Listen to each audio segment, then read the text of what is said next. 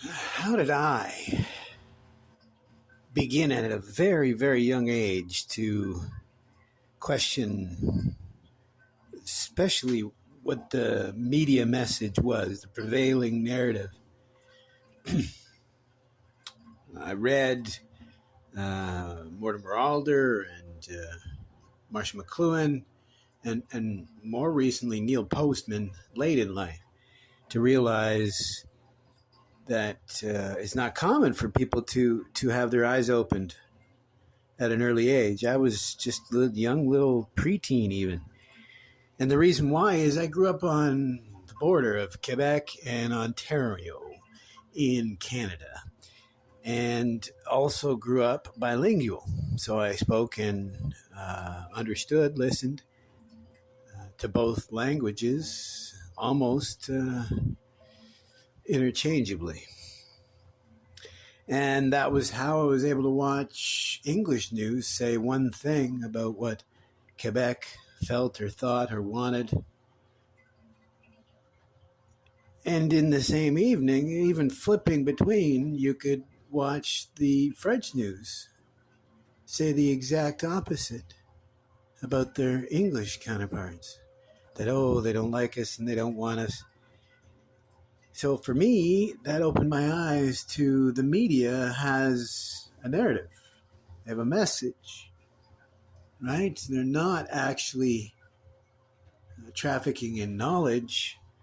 They're trafficking in propaganda, which is Edvard Bernays. It's not that far off from what Neil Postman said. He said TV news is propaganda interrupted by headlines. And I argue, fast forward to today, even the headlines are propaganda. So arguably, good luck to those of us who are trying to sort the truth from narrative. And they talk about disinformation, misinformation. They tend to be the ones that are the source of it. Because remember, there was a faction of individuals, extremists say, who said that the tactic was to accuse your enemy of what you were doing. It's funny how that's what we're watching today. Another lesson from Neil Postman even, that if someone is accusing somebody else, it's just plain and simple psychology. If you talk down about somebody when they're not in your presence, people will think less of you. If you talk up somebody who's not in your presence, they'll think better of you. And this is the exact same thing, only in reverse. So when they accuse someone of something, I question it. In fact, just recently there's something in the news that one side is going with, an extremely out of context, ill-chosen wording. Same thing up here in Canada, just a poorly chosen word, but they're running with an out of context quote, and they're relying on the fact that people aren't going to even read past the headlines. Because if you even read the transcript, as I did, I mean, I don't want to hear our PM up here any more than I want to hear their previous president. But I just read the transcript, and the context is clear. So one side has a narrative. Both sides have a narrative. So it's that old adage, right? There's two sides to every story, and the truth lies somewhere in between, right? Sadly, we have to develop the strength and the will to think about these things. Decide, as Martin Buber said, between the I and thou. So what's best for us? What's more likely? What's our best chance, our most likely outcome? Far too many of us today are going with the herd, right? There was the experiment, Milgram, in the 60s, who saw that a vast majority of people just go with the prevailing narrative. And extremes, I argue, are just natural to try to encourage the middling to take a stand. And I mean, it's been said too many times. You either stand for something or you'll fall for anything. And that's what we're seeing today. And if you have convictions, they're worse than lies. But if you have context and, cognition, you can use reason and logic as well as what they used to teach, not just for journalists, but the who, what, when, where, and why. Context. Right? Because all of life arguably could be seen as perspectival. That means narrative is very personal. So if someone says this is what happened, well, that's their perspective. So you have to find out what is the more likely, right? The truth will not be their narrative. It will be very slanted and biased, especially those that believe that, narrative and personal truth is all that matters, when in reality, it's the we and us. That I just don't know what to say at this point, because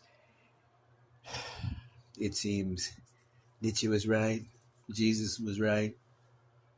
Anybody with these truths, these greater goods, these wishes to even lead us out of our status quo, not even shock us from our stagnation. Those of us who even will expose how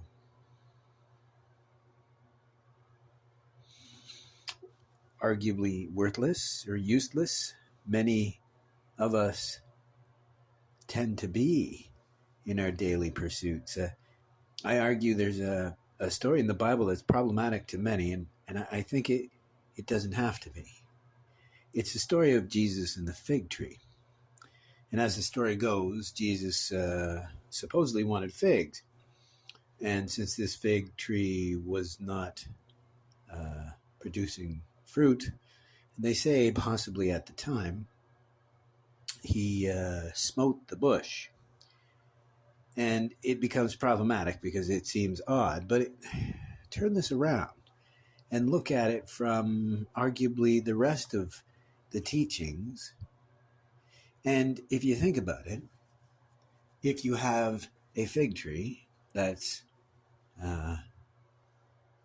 growing in the soil and it's taking nutrients and taking water away from other plants and animals that are working together, right? The fig tree is meant to produce figs. And if I'm not mistaken, there's these wasps that come in and they pollinate. But it's about working within the ecosystem, not alone. It's not a solo effort. And I think the fig tree was meant to be allegory for someone who is living, but as Camus said, they have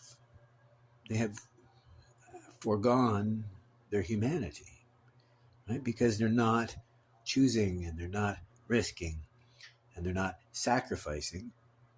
What they have left is hollow, empty nothingness, right? So arguably a fig tree with no trees, with no figs, sorry, a fig tree with no trees, a fig tree with no figs, it doesn't matter how big it grows, it's of no value to anyone but itself, arguably. I mean, wood and such.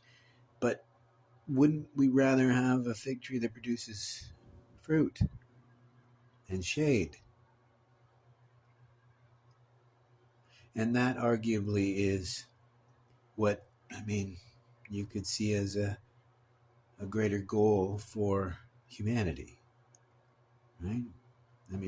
I argue with Camus that idea that life doesn't have inherent meaning. I think it could be contentment, to feel of value, to feel needed, to feel wanted, to feel a part of something, to feel your influence will be lasting. I think that could be the summum bonum, the greater good. That could be our goal. It could be our meaning.